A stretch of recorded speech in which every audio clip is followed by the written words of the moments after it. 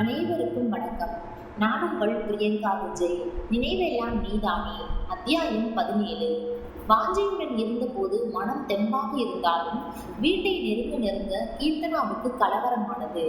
அடிவயிற்றை பிசைய தொண்டையில் ஒரு பயம் பந்து போல உருண்டது. காரை வீட்டு வாசலில் நிறுத்தியதும் மெல்ல இறங்கியவளை பார்த்த கற்பகம் ஆங்காரத்துடன் எங்கடி வந்த என்று கத்தமும், கற்பகம் மரியாதை உள்ளே போறியா இல்லையா என்று குருநாதன் அதட்டவும் விருட்டென்று முகம் திருப்பிக் கொண்டு உள்ளே சென்றாள். வாங்க மாப்பிள்ளை என்றவர் கீர்த்தனாவை பார்த்து கமரலான குரலில், கீர்த்தனா, என்னை விட்டு போக எப்படிமா மனசு வந்தது என்றதும் பெரியப்பா என்ற உண்மையுடன் அவர் கையை பெற்ற, சரிம்மா உள்ளே போ, அமுதாவை பாரு என்றவர் வாஞ்சியிடம், தம்பி ரொம்ப நன்றிப்பா, உள்ளே வாங்க என்று அழைத்தார். அமுதாவிடம் சென்ற கீர்த்தனா பிரமித்து போனாள். காரணம், லோகநாதன் அவளுக்கு சூடான ஹார்லிக்ஸை ஆற்றிக் கொண்டு இருந்தான். இது என்ன கனவா என்று கீர்த்தனா வியந்து பார்க்கும் போதே அவளை பார்த்தவன் தர்மசங்கடமான புன்னகையுடன், அமுதா, உன் தங்கச்சி வந்திருக்கு பாரு என்று வெளியேற கீர்த்தனாவை விரித்து பார்த்த அமுதா மெல்ல முகம் திருப்பினாள். அக்கா என்றதும், என் பேசாத அமுதா அக்கா, 2 அடி வேணா அடிச்சிடு, பேசாம இருக்காதே என்றதும் அவளை கட்டி கொண்டு அழுதவள் மெதுவாக, கீர்த்தனா, ரொம்ப பயந்துட்டேன் தெரியுமா, ஆனா உடனே உன் ஆளுக்கு ஃபோன் பண்ணேன். அது சரிக்கா, மாமா அப்படியே தலைகீழா மாறிட்டாரே, எப்படி? நீ போனதும் நான் மயங்கி விட அப்பா வைத்தியரை அழைச்சிட்டு வந்தார். அவர்தான் நாடி பிடிச்சு பார்த்து அம்மா ஆக போறேங்கிற நல்ல விஷயத்தை சொன்னார் என்றதும், ஐயோ அமுதாக்கா, ரொம்ப சந்தோஷமா இருக்கு, நான் சித்தியாக போறேனா என்று குதூகலித்தவளை, எல்லாம் உன் முயற்சிதான் கீர்த்தனா. இல்லக்கா, கடவுளோட கருணை. அப்புறம் என்னாச்சு? அம்மாவுக்கும் அப்பாவுக்கும் சந்தோஷம். அதே நேரம் இவரும் வர செய்தி தெரிஞ்சதும் ரொம்ப சந்தோஷம் அவருக்கு. ஆனா அப்பா சும்மா இல்லை. அம்மாவையும் அவரையும் வார்த்தையாலேயே விளாச ஆரம்பிச்சிட்டார். தலை தொங்கி போச்சு 2 பேருக்கும். அப்படி ஒரு மிரட்டலான பேச்சு. தவிர அம்மாவுக்கே திகிலாயிடுச்சு. எங்கே உனக்கு ஏதாவது ஒன்று ஆயிட்டா காலத்து கூப்பாளி நம்ம மேல வருமோன்னு பயந்துட்டாங்க. தெய்வமே, அந்த காமாட்சி அம்மா சோதனை மேல சோதனை கொடுத்து கடைசியில ஒட்டுமொத்தமா சந்தோஷத்தை மட்டும் தந்துட்ட தாயே என்று மனதில் நன்றி சொன்னாள். அரைக்கதவை தட்டிய வாஞ்சிநாதன், உடம்பு பரவாயில்லைங்களா எனவும் அவனை பார்த்து அமுதா நிகழ்ந்த குரலில், கீர்த்தனா கொடுத்து வச்சவ, இல்லைங்க, நான் தான் அதிர்ஷ்டசாலி என்றவன், கீர்த்தனா என்னோடு வா, நீங்க கொஞ்சம் அம்மாவை அழைச்சிட்டு ஹாலுக்கு வாங்க, கொஞ்சம் பேசணும் என்றான். ஹாலில் கற்பகம், குருநாதன், லோகநாதன், அமுதா, கீர்த்தனா அனைவரும் கூடியிருக்க மெல்ல தொண்டையை செருமி கொண்டவன், கீர்த்தனாவை கல்யாணம் செஞ்சுக்க விரும்புகிறேன், அதுக்கு உங்க எல்லோரோட சம்மதம் வேணும் என்று முடிக்கும் முன்பே கற்பகம், யோசிச்சு சொல்றோம் என்றால் விருட்டென்று. அடுத்து வாஞ்சி பேசும் முன், இதுல யோசிக்க ஒண்ணுமே இல்லை, எங்க எல்லோருக்கும் சம்மதம் என்று குருநாதன் சொல்லவும், ஆமாம் என்று அமுதாவும் லோகநாதனும் அதை ஆமோதித்தனர். மேலே எதுவும் பேச முடியவில்லை கற்பகத்தால். ஆனாலும் வீம்பாக, மாப்பிள்ளை எங்கே வேலை பார்க்கிறார் என்று எல்லடாக கேட்கவும், அவரே நிறைய பேருக்கு வேலை தர கம்பெனி வச்சிருக்காரு, மீன்களை பதப்படுத்துகிற தொழில் என்று குருநாதன் சொல்ல கற்பகத்தின் கண்கள் விரிந்தன. கூடவே மனதில் பொறாமை தீயாய் தகித்தது. அனாதைக்கு வந்த வாழ்வை பாரு என்று மனதுக்குள் கருவியவள், அடேங்கப்பா, கம்பெனியே வச்சிருந்தா பெரிய லாபம் கிடைக்கும் என்று நரித்தனமாக யோசித்தாள். தந்திரமிக்க மனம் எப்படியும் மாறும் அல்லவா? உடனே கற்பகத்தின் முகத்தில் பணிவும் மலர்ச்சியும் தோன்றி நேரே வாஞ்சியை பார்த்தவள், பாருங்க தம்பி, என் கணவர் சொன்னா சரியாதான் இருக்கும், எங்க கீர்த்தனாவோட ராசிதான் நீங்க மாப்பிள்ளையா வர்றது, நல்ல நாள் பார்த்து உங்க வீட்டு பெரியவங்களை முறைப்படி வந்து பொண்ணு கேட்க சொல்லுங்க என்றதும் வாஞ்சிநாதனை தவிர அனைவரின் முகமும் மலர்ந்து போனது. எதிர்பாராத மகிழ்ச்சியில் கீர்த்தனா திளைக்க வாஞ்சியின் விழிகள் கற்பகத்தின் மீது கூர்மையாக படித்தது. இந்த அம்மாவின் முகத்தில் இயல்பான மகிழ்வு தெரியவில்லை, ஏதோ கல்மிசம் தெரிகிறது. புலி பதுங்குவது பாய்வதற்கு போல எதற்கும் நாம் எச்சரிக்கையாகவே இருப்போம் என்று நினைத்து கொண்டான். பிறகு தன் வீடு சென்றவன் பெற்றோரிடம் மெதுவாக விஷயத்தை சொல்ல கேட்ட சுந்தரியோ நிகழ்ந்து போனாள். டே வாஞ்சி, சரியான கல்லூரி மங்கேண்டா நீ என்றவள். என்னங்க, பார்க்க பூனையாட்டம் இருந்தான், இவன் ஒரு பொண்ணை விரும்பி இருக்கான் பாருங்க எனவும், என்னைக்கு இவன் ஷூ கலட்டாம வீட்டுக்குள்ள வந்தானோ அன்னைக்கே நான் இப்படி ஒரு மேட்ரு இருக்கும்னு எதிர்பார்த்தேன் என்று கணேஷ் சொல்லவும், ஆமாங்க, இவன் காக்கா குருவிக்கெல்லாம் குட் மார்னிங் சொன்னப்பவே நானும் யோசிச்சிருக்கணும் என்று தன் பங்குக்கு சுந்தரி சொல்ல, அப்பா ரொம்ப டீஸ் பண்ணாதீங்க அம்மா, பொண்ணு என்ன மாதிரி இல்லைம்மா, ரொம்ப அழகாவே இருப்பா. ஏண்டா தம்பி, உனக்கு என்ன குறைச்சல் என்றவள். வாஞ்சி, என் மருமக கஷ்டப்பட்டதெல்லாம் போதும், இனி அவ வாழ்க்கையில உன்னால சந்தோஷமும் நிம்மதியும் மட்டும் இருக்கணும். அதன் பிறகு எல்லாமே விரைவாக நடந்தன. வர்ஷினியும் அவள் கணவரும் வந்ததும் ஒரு நல்ல நாளில் பெண் பார்க்கும் வைபவம் முடிந்து நிச்சயதார்த்தத்தை திருமணத்திற்கு முதல் நாள் வைத்துக் கொள்ளலாம் என்று முடிவு செய்தனர். தேவதை போல அழகான பீச் கலரில் வேலைப்பாடு செய்த புடவையை அணிந்து கொண்டு இருந்தவளை பார்த்து மெய்மறந்தான் வாஞ்சிநாதன். நெருக்க கட்டிய முல்லைப்பூவை சுந்தரி கீர்த்தனாவின் தலையில் சூடவும் கீர்த்தனாவின் உடல் குலுங்கியது. கடவுளே, இப்படி ஒரு நிகழ்வு என் வாழ்விலும் வரும் என்று எதிர்பார்க்கவே இல்லையே என்று நினைத்தவளின் விழிகள் நீர்கோலமிட அவளை அணைத்து கொண்ட சுந்தரி, அம்மாடி, அழுதது எல்லாம் போதுண்டா, முதல்ல அப்பா அம்மா போட்டோ முன்னாடி விழுந்து கும்பிடுங்க என்றாள். ஒரு வாரம் ஓடியது. கீர்த்தனாவின் திருமண விஷயம் கேள்விப்பட்டு மகிழ்ந்த மோகனா, கீர்த்தனா ரொம்ப சந்தோஷம்மா என்றவர், அடுத்த வருஷம் சேரிட்டி டேவுக்கு தம்பதியா வந்து கலந்துக்கணும் என்றார். தினமும் காலையிலும் மாலையிலும் வாஞ்சிநாதன் அவளிடம் சிறிது நேரம் பேசிவிடுவான். சமயத்தில் ஓரிரு முறை காலையில் நேரில் வீட்டுக்கு வந்து அவளை காரில் அழைத்து சென்று பள்ளியில் விட்டுவிட்டு கம்பெனிக்கு செல்வான்.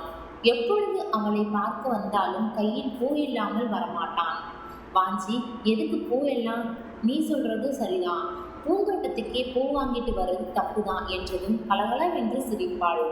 தோடா, கவிஞர் கவிதை சொல்றார் எனவும், சேலை கட்டும் பொண்ணுக்கு ஒரு வாசம் உண்டு, கண்டு கொண்டேன், கண்களுக்குள் பள்ளி கொண்டேன் என்று பாடவும், போச்சுடா, கவிஞர் அவதாரம் போய் பாடகர் அவதாரமா? தெய்வமே, தாங்க முடியலையே, காப்பாத்து என்று போலியாக அலறுவாள். ஏஞ்சல், அழகா தேவதை மாதிரி ஒரு பொண்ணு இருக்கும்போது அதுவும் பேசிக்கிட்டே பிரயாணம் செய்வது தனி சுகம்தான் தெரியுமா? நிஜம்தான். அவனுடன் பேசிக்கொண்டே ஸ்வீட் நத்திங்ஸ் என்பார்களே, அதுபோல சிரித்து மகிழ்வது மனதுக்கு இதமாக இருக்கும். பள்ளி வருவது கூட தெரியாமல் இருப்பாள். ஏ சொக்கி, கஷ்டப்பட்டு கார்ல கொண்டு வந்து விடுறேன், எதுவும் இல்லையா என்பான் கிறக்கமான குரலில். டிரைவர் மீட்டருக்கு மேலே எவ்வளவு வேணும் என்பாள் கிண்டலாக. நேரம் தாண்டி கார் ஓட்டி உடம்பே வலிக்குது தெரியுமா? ஓற்ற உங்களுக்கே உடம்பு வலிக்குதுன்னா உங்கள் டிரைவிங்கை நம்பி உட்கார்ந்துட்டு வரேனே, எனக்கு எப்படி இருக்கும் என்பாள் கேலியாக. எருமை, தூங்குறவங்களை எழுப்பிடலாம், தூங்குற மாதிரி நடிக்கிறவங்களை எழுப்பவே முடியாது. சரியான கல்லூரி மங்கி. அவனின் உள்நோக்கம் புரிந்தாலும் வந்து தேங்க்ஸ் வாஞ்சி என்றாள். போதாது, வேற என்ன? சொக்கி போற மாதிரி ஒரு முத்தம் கொடு சொக்கி என்றதும் முகம் சிவந்தவள், கற்பா, என்ன இது விவகாரமான பேச்சு என்றாலும் உள்மனம் ஏங்கும். இருடி, கல்யாணம் ஆனதும் மொத்தமா வசூல் பண்றேன், என் கூட பேசாத என்று கிளம்பி போவான். அடுத்து 10 நிமிடத்தில் போன் செய்வான். கீர்த்தனா, கோபமா? ஏண்டா பேசல என்பான் கனிவாக. நீங்க தான் பேசாதேன்னு சொன்னீங்க, அதான் என்று சொல்லும் போதே குரல் தழுதழுக்கும். டே, சும்மா டீஸ் பண்ணேன்டா செல்லும் என்பான் சமாதானமாக. வாஞ்சி வாஞ்சி, சொல்லுடா, I love you very much என்றதும் யாஹூ என்றவன் ஐயோ கீர்த்தனா என்று அலறவும், என்ன ஆச்சு என்றாள் பதட்டமாக. நீ ஐ லவ் யூ சொன்ன உடனே எனக்கு திடீர்னு ரெக்கம் முளைச்சு அப்படியே வானத்தில் பறக்கிறேன் தெரியுமா என்று சிரிக்கவும், யூ நாட்டி, திருத்தவே முடியாது உங்களை என்று சிரிப்பாள். அடுத்த நாள் அவனிடம், வாஞ்சி, கல்யாணம் முடிஞ்சதும் நான் வேலைக்கு போகவா வேண்டாமா? ஹே சுத்தி, யாருக்காகவும் மாறாதே, நீயாவே இருந்தா உன் விருப்பம்தான். வேலைக்கு போறதா இருந்தா போ, இல்லைன்னா என் கம்பெனியில என் கூட வந்து உதவியா இரு. Choice is yours. யாரு? நான் உங்க கூட கம்பெனியில. கம்பெனி உருப்பட்டுடும், வேற வேணையே வேணாம். ரைட், அப்போ வேலைக்கு போ. ஆனா கீர்த்தனா, சம்பளத்தை அப்படியே உங்க பெரியம்மா கிட்ட கொடுடா எனவும் வியப்புடன் பார்த்தவள், ஏன் வாஞ்சி? இல்லடா, தப்பா நினைக்காதே, அங்கே வீட்டில் கொஞ்சம் சிரமம் தானே. இத்தனை நாளா உன் சம்பளம் தெம்பா இருந்திருக்கும். அதனால சம்பளத்தை அங்கேயே கொடுத்துடுடா. உன் நேசம் மட்டுமே மூட்டை மூட்டையா வந்து சேரணும் எனக்கு. வாஞ்சி, எப்படிப்பா இப்படி என்ன யோசிக்கிறீங்க? என்ன செய்வது, உனக்கும் சேர்த்து நான் தான் யோசிக்க வேண்டியிருக்கு எனவும் அவனை கையில் கிள்ளினாள். வாஞ்சிநாதன் அவளிடம் ஒரு விஷயத்தை மறைத்து விட்டான். அவன் மட்டும் அதை சொல்லியிருந்தால் திருமணத்திற்கு பின் வந்த சிக்கலை சுமூகமாக தீர்த்திருக்கலாம். கீர்த்தனாவை பெண் பார்த்துவிட்டு சென்ற மறுநாள் கற்பகம் வாஞ்சிநாதனை தேடி வந்தாள். வந்தவளை வரவேற்று உபசரித்தவன், சொல்லுங்க, என்ன விஷயம்? எப்படி தம்பி கண்டுபிடிச்சிங்க? மாமாவோட வராம தனியா வந்திருக்கீங்க. அப்படின்னா யாருக்கும் தெரியாம என்கிட்ட ஏதோ பேசணும், சொல்லுங்க. கீர்த்தனாவுக்கு தோசை இருக்கிறதால தெரிஞ்சு சாமியார் கிட்ட கேட்டேன். திருமணஞ்சேரி போய் கோயில்ல பரிகாரம் பண்ணணும்னு சொன்னார். கீர்த்தனா ஒத்துக்கிட்டாரா? அவளுக்கு தெரியாது தம்பி. எங்க குடும்பத்திலேயே யாருக்குமே தெரிய வேணாம். அவ மனசு சங்கடப்படும். அதனால தான். அப்ப சரி, போய் பரிகாரம் பண்ணிட்டு வாங்க. பணம் தான் கொஞ்சம் இழுபறியா இருக்கு என்று நயந்த குரலில் சொல்லவும் பணத்தை எடுத்து கொடுத்தான் வாஞ்சி. உங்ககிட்ட சொல்றதுக்கு என்ன தம்பி? கீர்த்தனாவோட சம்பாத்தியத்துல தான் குடும்பமே நடக்குது. அவங்க அப்பா இறந்தப்புறம் கொஞ்சம் பணத்தை பேங்க்ல போட்டு வச்சிருக்கா. அவளுக்கு கல்யாணம் ஆயிட்டா எங்க நிலைமை கஷ்டம்தான். உங்க மாமாவுக்கும் பெரிய சம்பாத்தியம் கிடையாது. அமுதா வேற மாசமா இருக்கா. என்ன செய்யறதுனே புரியல என்று சொல்லவும் எச்சரிக்கை அடைந்தான் வாஞ்சிநாதன். முடிந்தவரை தனிவான குரலில், பாருங்க, கீர்த்தனா அப்பாவோட பணத்தை கையாளுற உரிமை எனக்கு கிடையாது. அவளுக்கு உரிமையான சொத்து அது. அதை எப்படி செலவு செய்யணுமோ அது அவளோட இஷ்டம். நான் தலையிட மாட்டேன். சம்பளம் வாங்கினா அதை அப்படியே உங்களுக்கு தர சொல்றேன். தவிர என்ன உதவி வேணும்னாலும் கேளுங்க, நான் உங்க பிள்ளை மாதிரி என்று சொல்லி அனுப்பி வைத்தான். அவள் சென்றதும் குருநாதனிடம் பேசினான் வாஞ்சிநாதன். தம்பி, என் மனைவின்னு சொல்லல, நாகப்பாம்பு போல விஷம் தம்பி. இப்பவே அவளை போய் கேட்குறேன். வேணாம் மாமா, யாருக்கும் குறிப்பா உங்களுக்கு தெரிய வேணாம்னு தான் சொன்னாங்க. அவளுக்கு அப்பவே கீர்த்தனாவோட சொத்து மேலதான் குறி. அமுதாவோட புருஷனுக்கும் வேலை இல்லையா, அதனால இப்படி அல்பமா நடந்துக்கிட்டா. சச்ச, என்னமாம்மா பேசுறீங்க? அத்தை உரிமையோட என்கிட்ட கேட்டாங்க. உங்ககிட்ட மறைக்கக்கூடாதுன்னு தான் சொன்னேன். அப்புறமா மாமா, அண்ணன் எந்த ஊர்ல இருக்காங்க? குருநாதன் ஊரை சொன்னதும், என் சிநேகிதன் ஒருத்தன் பெரிய கடை வச்சிருக்கான் மாமா. அவனை கேட்டு சொல்றேன். அண்ணனை போய் பார்க்க சொல்லுங்க. அப்படியும் அங்கே பிடிக்கிறேன்னா நம்ம கம்பெனியில வேலை பார்க்கட்டும். அமுதா அண்ணியோட சிரமம் கொஞ்சம் குறையும் இல்ல. லோகநாதனுக்கு அவன் இருந்த ஊரிலேயே வாஞ்சியின் நண்பன் மூலம் வேலை கிடைத்தது. ஒரு நல்ல முகூர்த்த நாளில் வாஞ்சிநாதன் கீர்த்தனாவின் திருமணம் வெகு விமர்சையாக நடைபெற்றது. கரும்பச்சியில் மெரூன் பார்டர் போட்ட பட்டுப்புடவையில் திருத்தமான ஒப்பனையில் தோதான ஆபரணங்களுடன் தேவதை போல வந்தவளை பார்த்து மெய்மறந்தான் வாஞ்சிநாதன். வச்சி, போதும்டா வழிஞ்சது. காலத்துக்கும் சிஸ்டரை தான் பார்த்து ரசிக்க போற. அங்கே பாரு, ஐயர் ரொம்ப நேரமா உன்னை கூப்பிடுறார் என்று சீண்ட. டே, சும்மா இருங்கடா, எனக்கே லேசா நர்வஸா இருக்கு. பின்னே முதல் கல்யாணம் ஆச்சே என்று ஒருவன் சொல்ல, மற்றொருவனோ, டே, சரியான லூஸ்டா நீ. இவனுக்கு தான் முதல் கல்யாணம், மற்றவையெல்லாம் 10 கல்யாணமா பண்றான் எனவும் அலையாக சிரிப்பு பரவியது.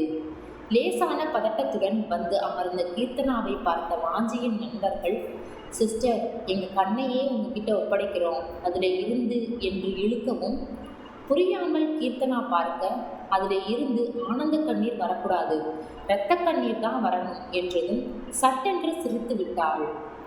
அவளின் சங்கு கழுத்தில் மங்கள நாணை பூட்டினான் வாஞ்சிநாதன். இனி இவள் என் சரிபாதி, என் உயிரினும் மேலானவள், காலம் முழுவதும் கண் போல காப்பாற்றுவேன் என்று மனதில் உறுதி பூண்டான்.